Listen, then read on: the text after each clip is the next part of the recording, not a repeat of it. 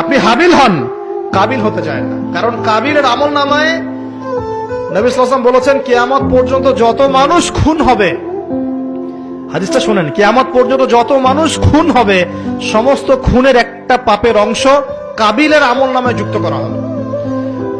কারণ কি? কারণ পৃথিবীর ইতিহাসে সেই প্রথম খুনের সিলসিলা চালু করেছিল, সে তার ভাই হাবিলকে হত্যা করেছে। হাবিল কাবিলের এই সুন্নত এখন নাই, আছে? মুসলিমদের মধ্যে দেখবেন বহু কাবিল ঘুরে বেড়াচ্ছে, আছে না?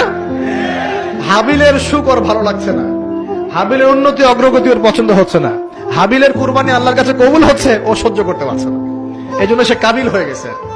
এরকম কাবিলের সংখ্যার অভাব নাই তো পৃথিবীতে। আর বারবার বলছি যে ভিতরের শত্রু চেনা খুব ডিফিকাল্ট, বাইরে গুলো চেনা যায়।